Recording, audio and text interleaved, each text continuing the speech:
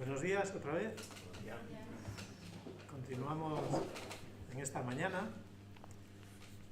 Hoy tenemos suelta, podemos hacer extravagancias porque no está Andrés. ¡Ay, que se está grabando! ¡Qué mala pata! Pero bueno, como sabéis, yo estoy muy contento de que esté Javier aquí hoy, porque mis maneras de predicar siempre son haciendo preguntas.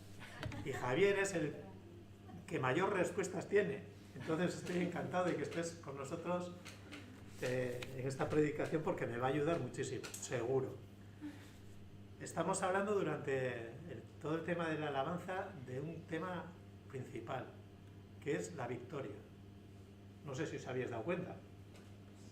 ¿Sí o no? Empezamos con las preguntas. Sí. Bien. Entonces, para que haya una victoria, tiene que haber algo antes para que se pueda producir esa victoria, que es, ahora me tenéis que decir, una batalla, una lucha, una guerra, algo así, todos.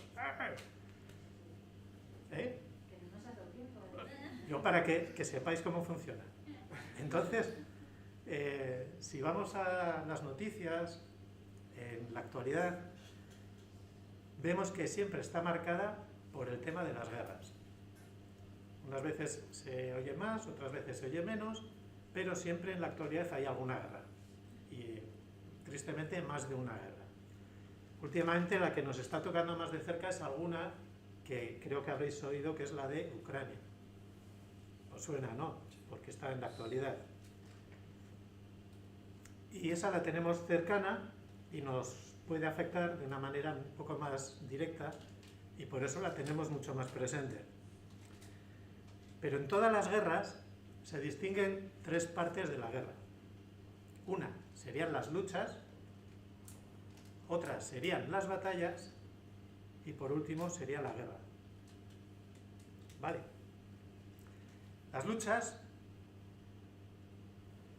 son personales. Las batallas, cuando hay unas campañas y unas cosas, en la batalla de no sé dónde, la batalla de no sé qué, dentro de la guerra, ¿no? Y la guerra pues es el conjunto desde que empieza hasta el final. En nuestra vida espiritual también tenemos guerra, ¿o no? Hacen así con la cabeza para los que no ven desde el vídeo, están contestando de que sí, tenemos guerra. Y no te preocupes, si no has tenido guerra la vas a tener. Entonces, dentro de la guerra espiritual yo distinguiría también de tres aspectos. Uno, serían las luchas, otro que serían las batallas y otro que sería la guerra propia. Las luchas son personales. Las que tienes tú, las que tengo yo. Las que tuviste y las que vas a tener porque seguro que vas a tener. Las batallas son de la Iglesia. Son de cada creyente en compañía de otros creyentes para hacer la obra de Dios. Y la guerra es, a ver si alguien lo sabe, de Dios. Y para gozo nuestro, la guerra ya está ganada. Pero no evita que sigamos teniendo personalmente batallas y que como iglesia luchas y que como iglesia tengamos batallas. La guerra, como digo, la ganó Dios. Las batallas las ganamos en comunión los unos con los otros. Pero cada uno de nosotros, ¿cómo ganamos la guerra o la lucha? ¿Cómo podemos enfrentarnos a esta lucha? El pasaje que ha leído Jesús de Juan 13 decía que hablaba de Judas y cómo Judas fue tentado por Satanás. Las luchas que tenemos nosotros son provocadas por Satanás, que es el enemigo. Dios, a cada uno de nosotros, de los creyentes, ha depositado en nosotros un tesoro precioso. ¿O no? Amén, muy bien. Es que es una realidad. Todo el que ha creído en Jesús tiene un tesoro precioso dentro de él. Y Satanás lo que quiere hacer es quitarnos ese tesoro. Y esa es nuestra lucha espiritual. el diablo intenta robarnos ese tesoro de una manera despiadada. Pero contamos con unos recursos para participar en esta batalla, en esta lucha. Es que la palabra sería lucha, porque son luchas personales. Y tenemos unas herramientas que están en Efesios, en el capítulo 6, que creo que todos conocemos, que sería Efesios 6, del versículo 10 al versículo 17, que podemos leerlo de una manera un poco rápida, si salen. Casi lo voy a buscar aquí, así no me...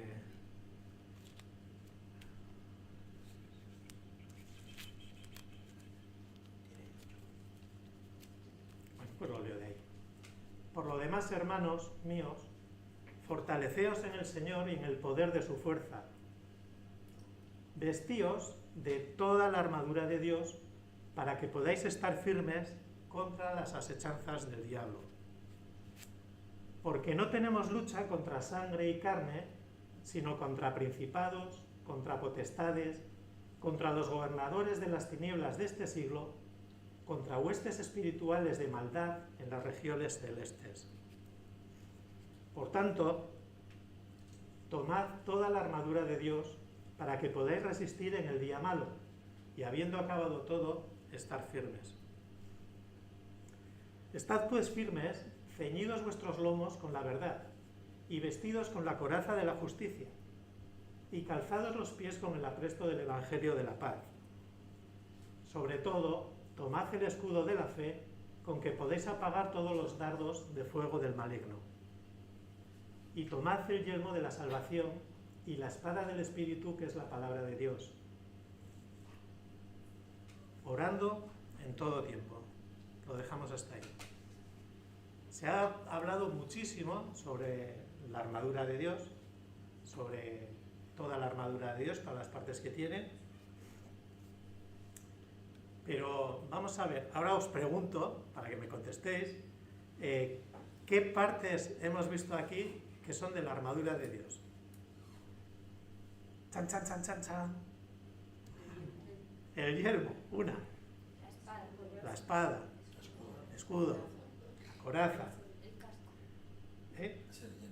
Vale. ¿Falta algo? El calzado, perfecto. Muy bien. Entonces contamos con el cinturón, que dice que ceñidos vuestros lomos, es el cinturón, que es la verdad. La coraza, que habéis dicho también muy bien, que es para vestir el cuerpo, con la justicia. Las sandalias o el calzado, con el apresto del Evangelio de la paz. El escudo de la fe. El yelmo, que habéis dicho también, que es para la cabeza, de la salvación. Y con la espada del Espíritu, que es la palabra de Dios. Esta es toda la armadura de Dios que Dios nos ha provisto para que podamos pelear en la lucha. En el versículo 11 y en el versículo 13, no hace falta igual que lo miremos, dice dos veces, vestíos de toda la armadura de Dios. El versículo 13 dice, por tanto, tomad toda la armadura de Dios. ¿Qué quiere decir esto? Que es muy importante que nos vistamos de toda la armadura de Dios, no solo de una parte de la armadura, no solamente que cojamos la espada, no solamente que nos defendamos con el escudo, sino que estemos vestidos de toda la armadura de Dios. ¿Os habéis fijado qué tipo de armaduras son estas? ¿Qué tipo de armas son estas? ¿Perdón? Bueno, en principio el autor diría una armadura romana, no medieval, está muy bien, pero todas las cosas que se mencionan, excepto una, tienen una función. Jaime ha estado ahí a defender. Si os fijáis, una armadura es el 99% de las cosas defensiva y una ofensiva. Solamente la espada es ofensiva, es para atacar. Pero el resto de las cosas es para defenderte. Y esto nos tiene que enseñar algo. ¿Por qué la armadura es para que nos defendamos y no para que peleemos en una lucha y atacando y queriendo hacer cosas? Es complicada esta pregunta, ¿verdad? Pero quiero que la penséis. La lucha espiritual es principalmente defensiva.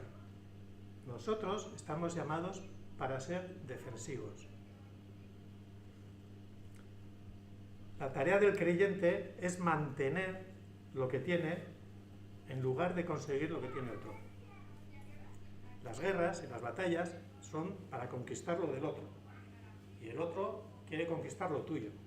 El creyente no. El creyente defiende lo que Dios le ha dado. Y hay alguien que quiere robártelo, que ya lo hemos mencionado antes, que es Satanás. Como soldado cristiano, viendo este ejemplo de luchas, tenemos que estar siempre en una postura defensiva, vestidos de toda la armadura y listos para defender este tesoro que estoy diciendo que Dios nos ha dado. Y así repeleremos todos los ataques del diablo. Y hay algo que me gustaría que quedara claro en esta mañana. Debemos repeler los ataques de Satanás. Nunca debemos ir a atacar a Satanás. Esto es muy importante. Nuestra posición es de defendernos de Satanás, no de ir a atacar a Satanás.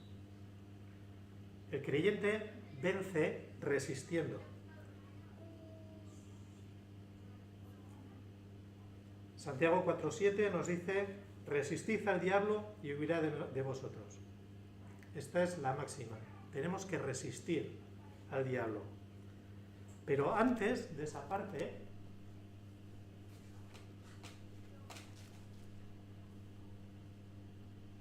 Santiago 4:7, después de... No, pues entonces...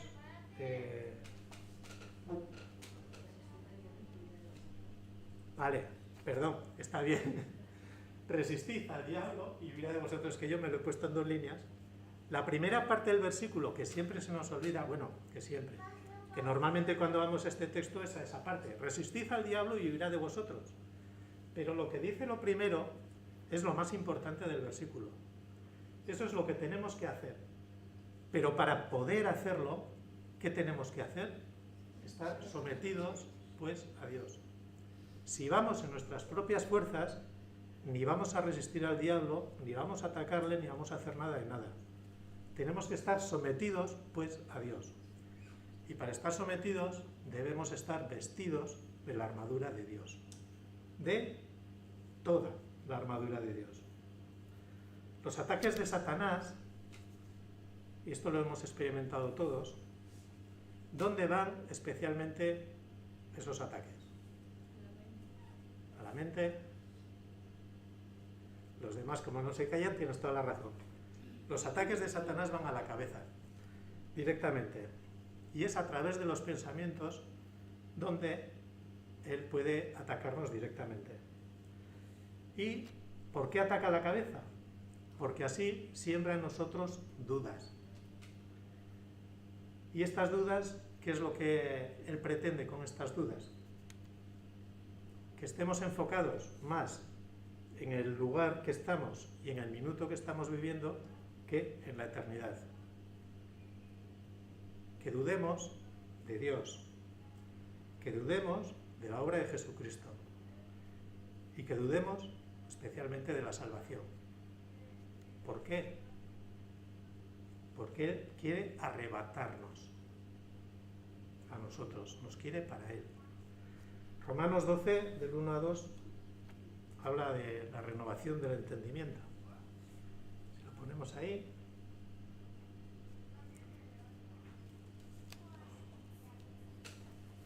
Así que, hermanos, os ruego por las misericordias de Dios que presentéis vuestros cuerpos en sacrificio vivo, santo, agradable a Dios, que es vuestro culto racional.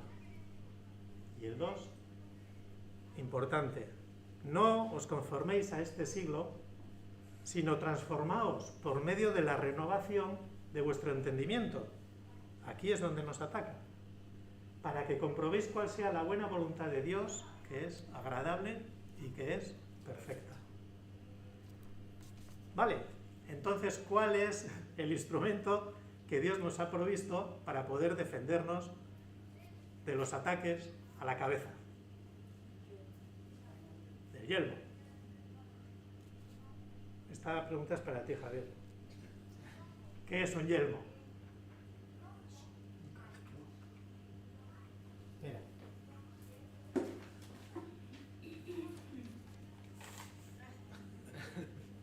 Estoy con mi yelmo. Eso es más bien un caperucho, un cucurucho.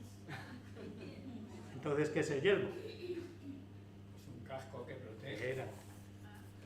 Tienes razón, tienes razón. Ahora sí, Ahora está bien para los albañiles, sí. para una lucha espiritual. También algo te quita. Es importante eso, algo te quita. Los ataques vienen a la cabeza, a la mente, pero en la cabeza tenemos más cosas que no solamente el cerebro.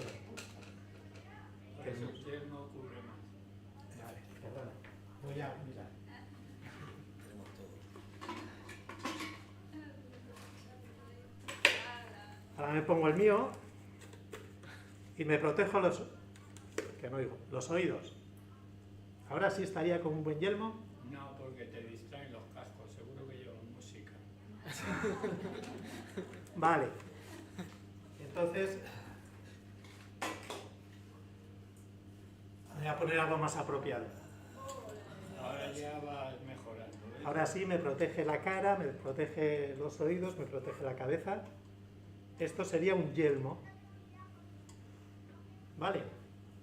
Es el arma, es que me oigo un montón. Me oigo dentro. Es el arma defensiva que cubre la cabeza. Vale. La protege, sobre todo lo que es la mente, pero algo que has dicho tú importante, no evita el sufrimiento. Esto es muy importante. Entender que sí, yo me he visto con el yelmo, el enemigo no me puede dar, pero es que tanto con este como con un casco de obra, si dices un golpe, lo sientes en la cabeza. No te hará la herida, lo que sea, pero el sufrimiento no te lo evita.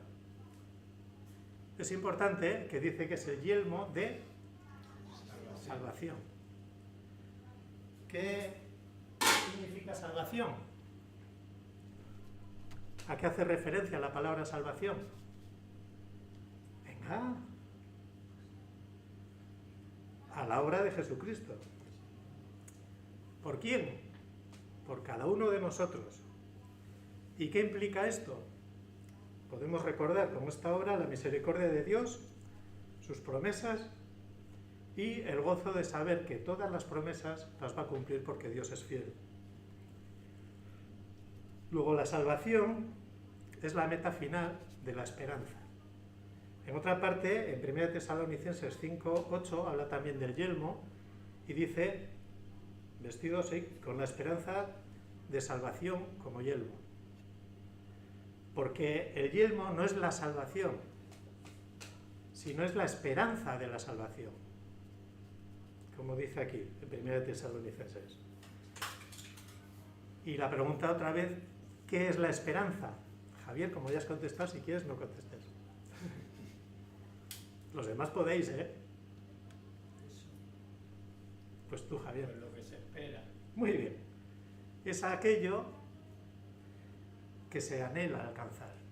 Eso es la esperanza. Entonces hay dos tipos de esperanza. La esperanza que tiene una persona normal del mundo, que no conoce a Dios, y la esperanza de los que creemos en Dios. La esperanza del hombre natural es para el presente, para tener esperanzas en las cosas puestas en el aquí y en el ahora. Y normalmente es a las cosas a las que está aferrado esa persona. El creyente vive, o por lo menos debería vivir, mirando hacia las promesas celestiales. ¿Estáis de acuerdo conmigo? Bien. Una noticia. La esperanza tiene un final. ¿Sabéis cuál es el final de la esperanza? Cuando se cumple. En estos dos tipos de esperanza, las esperanzas del mundo, las esperanzas de una persona que no cree en el Señor, cuando se muere, se acaba todo lo que tiene y lo que se cumple en ese momento es el juicio. Y para un creyente que tiene sus esperanzas puestas en el cielo, cuando llega al cielo, se cumple. O sea que la esperanza tiene un cumplimiento para confirmación de la promesa o para el juicio.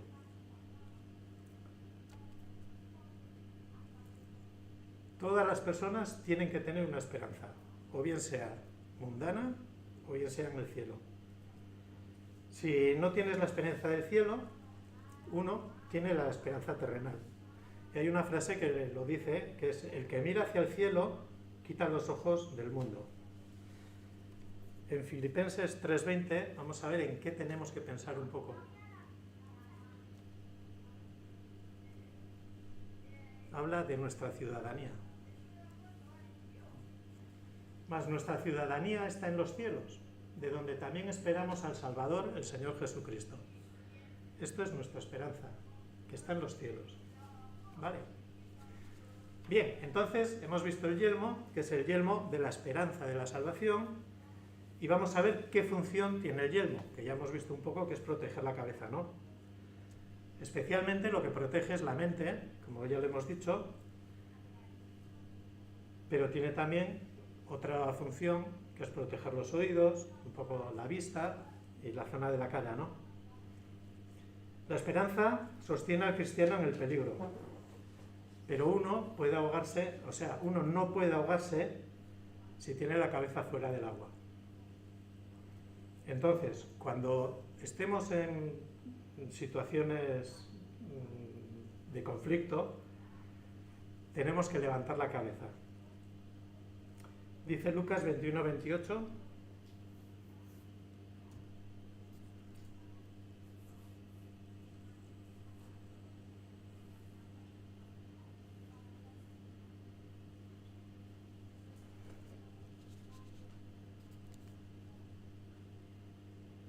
Y casi sale.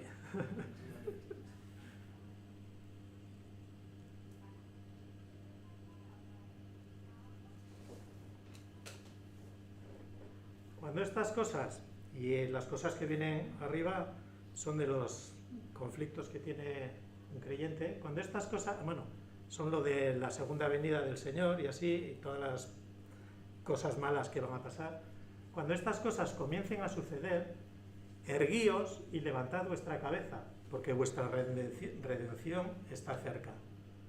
Tenemos que levantar la cabeza. Y hay dos cosas que hacen que nuestra cabeza se agache, que son el temor y la vergüenza. Cuando tenemos temor, agachamos la cabeza. Y si tenemos vergüenza, también.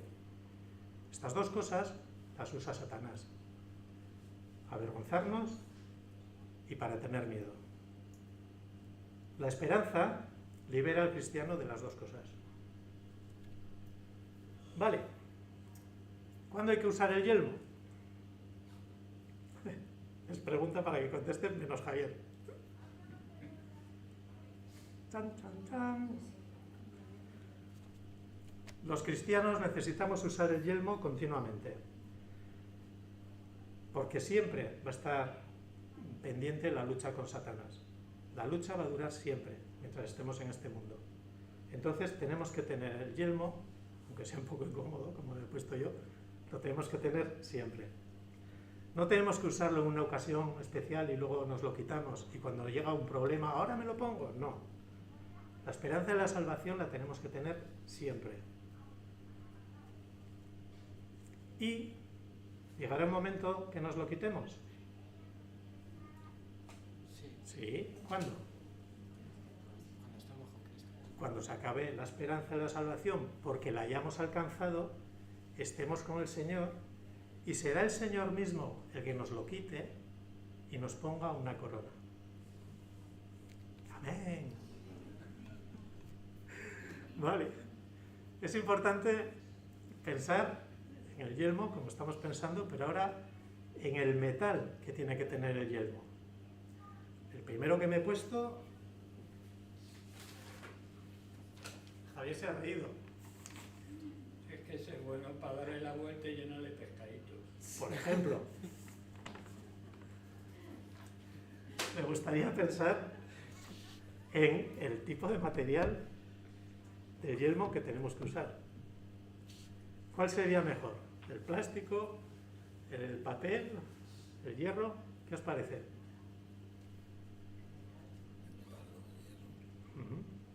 A mí me da más confianza el metal. Entonces tenemos que buscar el yelmo que sea el más resistente y el efectivo, y tiene que estar fundido con las promesas de Dios. Ese metal es el que tenemos que buscar. Recordar todas las promesas de Dios, tenerlo en la cabeza, y mientras más fundido esté con esas promesas, más efectivo y más seguro será. Filipenses 4, 8, 9.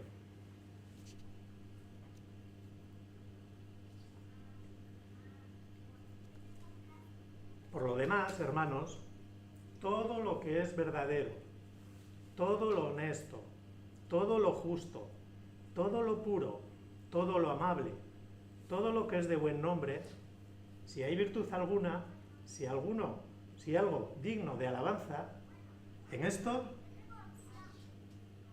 si tenemos estos pensamientos, estaremos haciendo más duro y más efectivo nuestro yelmo. El versículo 9 del mismo dice: lo que aprendisteis y recibisteis y oísteis y visteis en mí, eso haced, y el Dios de paz estará con vosotros. Fijaos que el primer versículo habla de la mente y este otro versículo habla del resto de la cabeza, de los ojos, que es la vista, del oído, y aquí podríamos decir también de la boca. Tenemos que cuidar lo que vemos, tenemos que cuidar a qué prestamos oídos y tenemos que cuidar muchísimo lo que hablamos.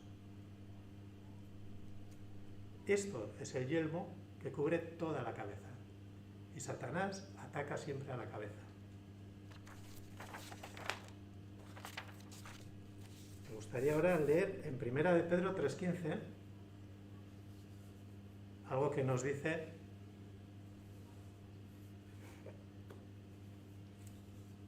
Pedro, algo importante, que es que no llega.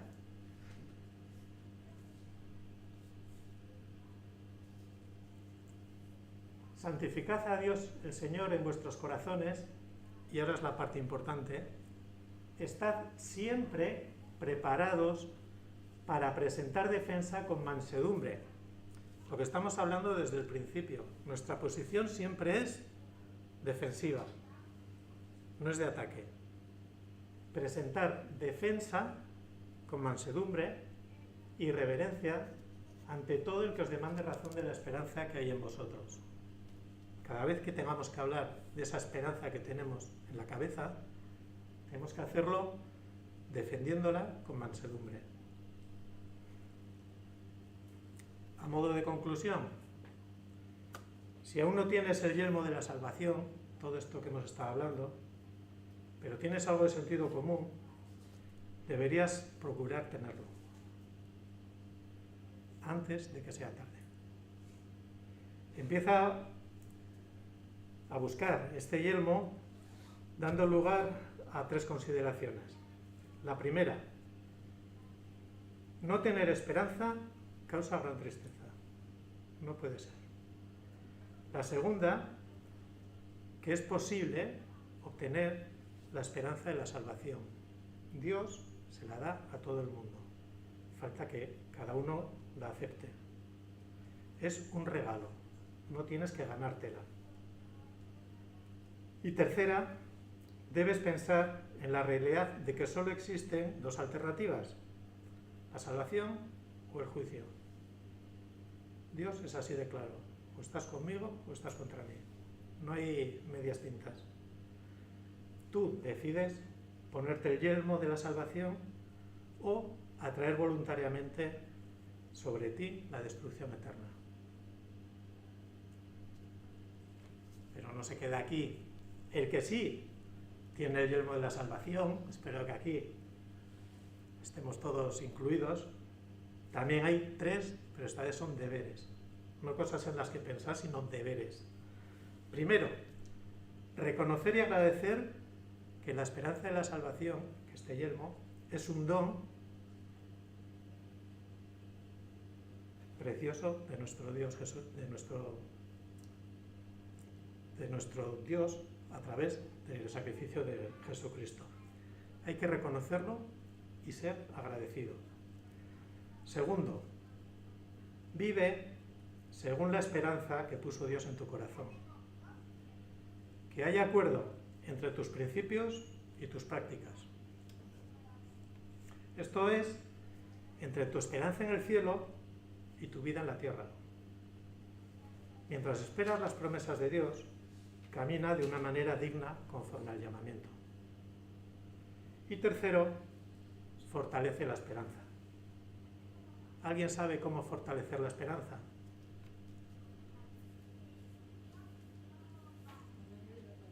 Por medio de la palabra, muy bien. Os propongo tres cosas también. Primero, refrescar nuestra memoria, que es la que es atacada por Satanás, todos los días permaneciendo en las Escrituras. Segundo, orar en toda circunstancia. Y tercero, recordar quién tiene la victoria final. Ya hemos dicho que la guerra ya está ganada y que Dios es el ganador de la guerra. Recordar la misericordia de Dios, sus promesas y su fidelidad para cumplirla. ¿Tienes el yelmo de la salvación? Sí. Úsalo. Y no te lo quites hasta que Dios mismo te lo cambie por una corona de vida. Y para despedirme me gustaría dejaros un versículo que es muy importante para poder vivirlo. En Primera de Pedro 1, 3 y 4, bueno, son dos versículos.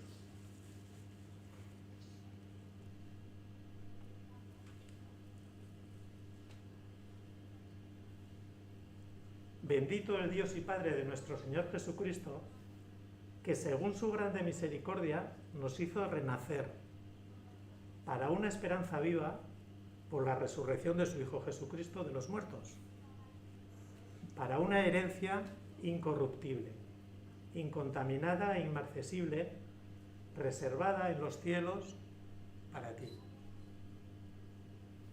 Esto es lo que el Señor me había puesto en el corazón compartir con vosotros, y no me quiero ir sin leer un himno que tiene una letra preciosa y que lo dice todo, lo resume todo muy bien. Dice: despertad, despertad, oh cristianos, vuestro sueño funesto dejad, que el cruel enemigo os acecha y cautivos os quiere llevar. Despertad, las tinieblas pasaron, de la noche no sois hijos ya, que lo sois de la luz y del día, y tenéis el deber de velar. Despertad y bruñid vuestras armas, vuestros lomos ceñidos de verdad, y calzad vuestros pies aprestados con el grato evangelio de paz. Basta ya de profundas tinieblas, basta ya de pereza mortal. Revestid vuestro pecho con la cota de fe y caridad. La gloriosa armadura de Cristo acudid con anhelo a tomar, confiando que el dardo enemigo no la puede romper ni pasar.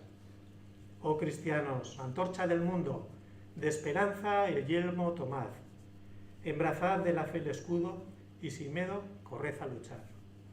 No temáis pues de Dios revestidos, ¿qué enemigo venceros podrá? Si tomáis por espada el Espíritu, la palabra de Dios, Jehová. En la cruz hallaréis la bandera, en Jesús hallaréis capitán, en el cielo obtendréis la corona, a luchar, a luchar, a luchar.